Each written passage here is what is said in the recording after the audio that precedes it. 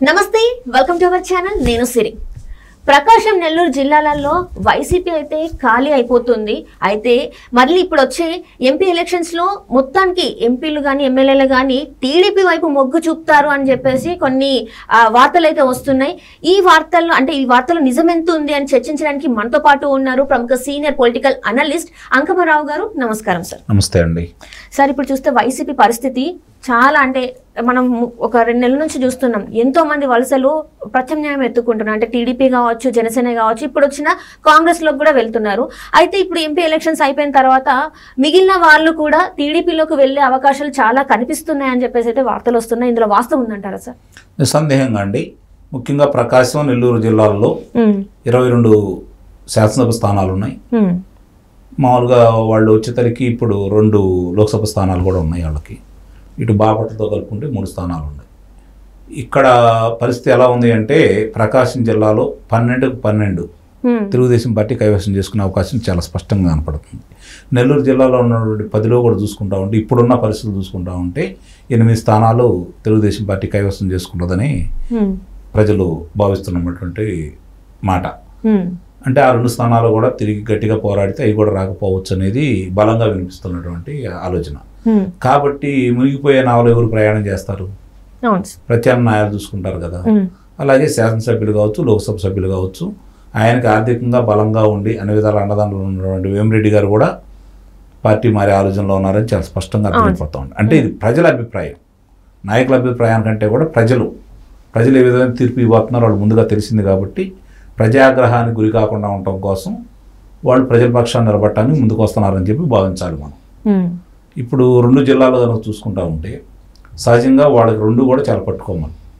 గతంలో ఈ 22 నియోజకవర్గాల్లో 18 నియోజకవర్గాలు వైఎస్ఆర్సీపీ పార్టీ గెలిచింది 4 నియోజకవర్గాలు మాత్రమే తెలుగుదేశం పార్టీ గెలిచింది అది కూడా ప్రకాశం జిల్లాలో అందుట్లో ఒక శాసనసభ్యులు ఆ పార్టీకి వెళ్ళారు సహజంగా ఎలా ఉంటుందంటే ఇప్పుడు వాళ్ళు అధికారం కోల్పోతున్నామని సంకేతాలు స్పష్టంగా ఉండబట్టి వాళ్ళు దూరం అవుతున్నారు అప్పుడు 151 స్థానాలు వచ్చినాయి కాబట్టి వైఎస్ఆర్సీపీ పార్టీకి చాలా బలంగా ఉంది ఈ పార్టీ కాబట్టి మనం ఏం చేసినా కూడా ఉపయోగం లేదు ఇందులో 10 మంది 20 మంది వ్యతిరేకించినా కూడా ఉపయోగం ఉండదు అని చెప్పని చాలా వరకు వాళ్ళు మనకు ఎందుకు లేని చెప్పిన దూరంగా ఎన్నికల సమయంలో సమీపించిన తరుణంలో ఆ రోజు ప్రజల అభిప్రాయం ఎలా ఉంటుందో చూసుకొని దానికని మనం వెళ్ళొచ్చు అని చెప్పి భావించారు వాళ్ళకి అవమానాలు జరిగినా బరాయించారు ఇబ్బందులు జరిగినా బరాయించారు శాసనసభ్యులు కావచ్చు లోక్సభ సభ్యులు కావచ్చు సమయం కోసం ఎదురు చూస్తున్నారు ఈరోజు ఇప్పుడు ఆ సమయం వారికి వచ్చింది ఇప్పుడు దాకా ఆయన ఎడతో బంతి ఆట ఆడుకున్నాడు చెడు కూడా ఆడుకున్నాడు ఇప్పుడు అన్ని ఆటలు కలిపి వాళ్ళు ఆడబోతున్నారు ఎందుకంటే వ్యతిరేకత అనేది ముఖ్యమంత్రి గారి మీద ఉంది మా మీద లేదు కాబట్టి మమ్మల్ని ఎందుకు బలి వసూలు చేయాలి అన్నీ అనుభవించేది ఆయన శిక్ష వచ్చేదానికి మాకు అవకాశం ఉన్నప్పుడు మేము ఏం చేయాలో అని చెప్పి వాళ్ళకు నిర్ణయానికి వచ్చేసి ఈరోజు జగన్మోహన్ రెడ్డి గారి మీద ఆయన ఆడే ఆటకి తిరిగి వాళ్ళు 2 ప్రయోగించాలని చెప్పి ప్రయత్నం చేస్తున్నారు అంటే ఇక్కడ చూస్తున్నట్టయితే ఒకనొక సందర్భంలో జగన్మోహన్ రెడ్డి గారు ఎమ్మెల్యేల మీదనే వ్యతిరేకత ఉంది ప్రభుత్వం మీద అంటే జగన్మోహన్ రెడ్డి మీద కాదు అందుకే ఎమ్మెల్యేలని నేను మారుస్తున్నాను వ్యతిరేకత ఉన్న ఎమ్మెల్యేలు ఎవరైతే ఉన్నారో వాళ్ళకి సిట్టింగ్ అంటే సీట్లని ఇవ్వట్లేదు లేకపోతే స్థానచలనం చేస్తున్నా అని చెప్పారు మరి దీని మీద ఎలా తీసుకోవాలి సార్ మంచిదే అదే అభిప్రాయంలో అంటే నేను చెప్పాను కదా గుణపాఠాలు నేర్చుకోవట్లేదు వాళ్ళు ప్రజల అభిప్రాయాలను మన్నించట్లేదు పరిపాలన సజావుగా సాగట్లేదు ఈరోజు శాసనసభ్యులు మారిస్తే ఇక్కడ మార్చి కొంతమందిని జిల్లాలనే మారుస్తున్నారు నెల్లూరు జిల్లా శాసనసభ్యులు అనిల్ కుమార్ యాదవ్ గారిని తీసుకెళ్ళి నరసరావుపేట లోక్సభ నియోజకవర్గంలో నిలబెట్టాలని ప్రయత్నం చేస్తున్నారు గుంటూరు జిల్లా వచ్చినటువంటి మంత్రి గారిని తీసుకొచ్చేసి ప్రకాశం జిల్లాలో తీసుకొస్తున్నారు ఇలా మార్పులు చేర్పులు జరుగుతూ ఉన్నాయి 6 విడతలుగా ప్రకటన జరుగుతూ ఉంది దీన్ని బట్టి అర్థం చేసుకోవాలి వాళ్ళు ఎంత బలంగా ఉన్నారో ఎంత బలహీనులుగా ఉన్నారో మనం కూడా ఒక అంటే అవగాహన రావడానికి ఇదే మనకు కనపడుతున్నది మరి అంటే 175 నియోజకవర్గాల్లో ప్రకటించడానికి ఇప్పటికి 6 సార్లు ప్రకటించడం కూడా జరిగింది ఈ 6 సార్లు ప్రకటించిన దానికి కూడా ఇంకా మొత్తంగా ప్రకటించలేదు వాళ్ళు అంటే వాళ్ళు ఎంత భయపడుతున్నారో దీన్ని బట్టి అర్థం చేసుకోవాలి ఒకేసారి ప్రకటించవచ్చు కదా అంటే ఎంతమంది జారుకుంటారో ఇప్పుడు మొట్టమొదటి బెదిరించారు భయపెట్టారు ఇప్పుడు వాళ్ళు వీళ్ళని భయపెడుతున్నారు అందుకని చెప్పి వీళ్ళు భయపడ్డారనే భావించాలి మనం. అంటే ఇంతకు ముందు అంటే ఇప్పుడు ఇక్కడ ఏంటంటే ఇప్పుడు సార్ 2 నెలల్లో ఉన్న ఎలక్షన్స్ ఇప్పుడు అందరూ బయటకు వస్తున్నారు, ఇదే బయటికి రావడం, ఇదే ఎదురు తిరగడం ఎందుకు ముందు చేయలేదు? అంటే ముందు వీళ్ళకి కూడా వీళ్ళ స్వలాభం చూసుకున్నారు అనుకోవాలా ఎలా సార్? స్వలాభం ఒకటను ఇందాక నేను చెప్పినట్టుగా ముందే బయటకు వచ్చినందువల్ల ప్రభుత్వం అయితే పడిపోదు కదా, ప్రభుత్వం అయితే మారదు కదా. కాబట్టి అతని మనస్తత్వం తెలుసు కాబట్టి ఆయన ఒక హెచ్చరిక చేశాడు. ఎన్నికల ముందు చేశాడు, ఎన్నికల తర్వాత చేశాడు. వాళ్ళ లోక్సభ సభ్యుడిని తీసుకెళ్ళి మరి ఏ విధంగా దండించాడో చూశారు కదా. కాబట్టి ఒక రకమైన భయానికి ఆయన ప్రజలకు రుచి చూపించాడు, అలాగే నాయకులు కూడా రుచి చూపించాడు. మనకెందుకులే, మనం 10 మంది బయటకు వచ్చినా 20 మంది బయటకు వచ్చినా కూడా ఉపయోగం లేదు కదా, తిరిగి అధికారంలో ఆయనే ఉంటాడు కదా, మనం ఎందుకు శత్రువులు కావాలి?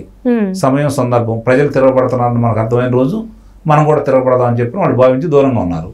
ఇప్పుడు ప్రజలు తిరగబడాలని చెప్పి నిర్ణయానికి వచ్చారు కాబట్టి ప్రజల అభిప్రాయాల ప్రకారం వాళ్ళు కూడా బయటకు వచ్చేసి ఈ ప్రభుత్వానికి, ఈ ప్రతినిధికి, అధినాయకుడికి ఎదురు తిరిగి వాళ్ళ బలం ఏంటో చూపించాలని చెప్పి వాళ్ళు భావిస్తున్నారు.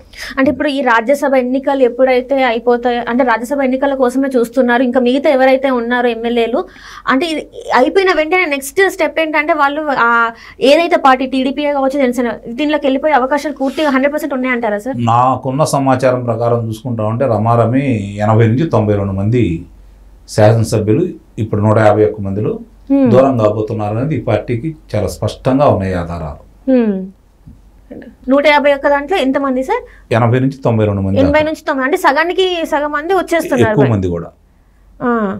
సో అంటే దీని పరిణామాలు ఎలా ఉండబోతున్నాయి? అంటే ఇప్పుడు ఇంతమంది బయటకు వచ్చేస్తుంటే రేపు జగన్ పరిస్థితి ఏంటి సార్ అసలు? అదే అగమ్య గోచరం కాబట్టి ఆయన ఏం చేయాలో అర్థం కాక పాల్పోక సహాయ సహకారాలు అందించే వాళ్ళందరూ ఒక్కొక్కళ్ళు ఓడిపోతా ఉన్నారు కాబట్టి ఆయన నమ్ముకున్న వ్యవస్థలనే నమ్ముకుని ముందుకు వెళ్ళాలని భావిస్తున్నాడు. మేకపోతు గాంభీర్యం ప్రదర్శించబోతున్నాడు. సహజంగా ఎలా ఉంటుందంటే అండి, ఇంత అత్యధిక మెజార్టీ వచ్చిన తర్వాత, ఆధిక్యత వాళ్ళ పొందిన తర్వాత ఇలాంటి పరిస్థితి వాళ్ళకి ఎదురు కాకూడదు. సహజంగా ఇలాంటి పరిస్థితి ప్రతిపక్షాలకు రావాలి. సుపరిపాలన చేసినట్టయితే ప్రజలకి మంచి కార్యక్రమాలు చేపట్టేసి మంచి మంచి సంస్థలను తీసుకొచ్చేసి ఉద్యోగ కల్పన యువత యువకులకు కనుక కల్పన చేసినట్టయితే ఈరోజు ప్రతిపక్షాలైనటువంటి తెలుగుదేశం పార్టీ కావచ్చు, జనసేన పార్టీ కావచ్చు, పోటీ చేయడానికి అభ్యర్థులు దొరకకుండా ఉండేవాడు. ఇప్పుడు ఆ పరిస్థితి ఆయన ఎదుర్కొంటున్నారు కాబట్టి, అంటే ఎంత ప్రజా వ్యతిరేకత నిర్ణయాలు తీసుకున్నాడు, ఏ విధంగా పరిపాలన చేశాడు అనేది మనం అర్థం చేసుకోవాలి. అంటే ఇక్కడ తను చెప్పుకునేది మాత్రం, నేను ఈ రాష్ట్రాన్ని చాలా అభివృద్ధి చేశాను, ఇంత ముందు ఎవరు చేయని అభివృద్ధి నా హయాంలోనే జరిగింది, అంటే ఆ పథకాలే కావచ్చు ఏదైనా కూడా నేను అందరికీ దగ్గరలో ఉన్నా అని చెప్పేసి తను చెప్పుకుంటున్నాడు సార్. అందులో వాస్తవం లేదంటారా సార్? మరి ఇప్పుడు తెరలు కట్టుకొని తిరుగుతున్నాడు ఆయన. ఎవరి దగ్గర ఉన్నాడు? ఎవరు అందుబాటులో ఉన్నారు? ప్రజలతో అందుబాటులో లేరు, ప్రజాప్రతినిధులతో అందుబాటులో లేరు, పార్టీ నాయకులతో అందుబాటులో లేరు. ఎవరికి అందుబాటులో ఉన్నారు చెప్పండి? ఆయన సరే ఆయన మెయిల్ చేశాడని భావిద్దాం. ఆ మెయిల్ చెప్పానండి, చెప్పట్లేదు కదా, బటన్ నొక్కడు ఒకటి తప్ప.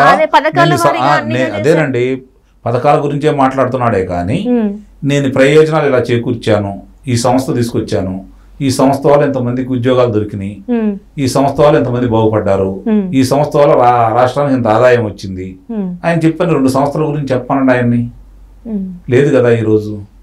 అంటే ఇప్పుడు మీరు అన్నట్టు ఇలాంటి సంస్థలు రాక నిరుద్యోగులు పక్క రాష్ట్రాల వైపు చూసే పరిస్థితి పడింది. అక్కడ నిరుద్యోగులు చాలా వరకు కూడా అక్కడ ఉండట్లేదు, అంటే రాష్ట్రంలో ఉండకుండా పక్క రాష్ట్రాలకి వెళ్ళి అక్కడ కష్టపడాల్సి వస్తుంది. కానీ ఈ రోజు చూసుకున్నట్టయితే వైజాగే కావచ్చు, మీరు చెప్పినట్టు ఈ 3 రాజధానులు ఎక్కడ జరిగినా కూడా ఐటీ రంగం అనేది అభివృద్ధి చెందేది, కానీ ఇంతవరకు చెందలేదు. సో చాలా వ్యతిరేకత కూడగట్టుకున్నారని అనుకోవాలి మనం. అంటే ఆయన ఏం ఆలోచిస్తున్నాడంటే, రాష్ట్రంలో చదువుకున్న వాళ్ళందరూ రాష్ట్రాన్ని వదిలిపెట్టి పారిపోతే ఈ పథకాల వల్ల మిగిలిన అందరూ నాకే ఓట్లు వేస్తారు, వాళ్ళు ఇక్కడ రాకుండా ఉంటే చాలు, వాళ్ళ ఓట్లు తొలగిస్తున్నాం కాబట్టి, దొంగ ఓట్లు జరిపించుకుంటున్నాం కాబట్టి మన దొంగ ఓట్లే మనం గెలిపిస్తాయి అని చెప్పి ఆయన భావిస్తున్నాడు. Right sir, right, thank you so much.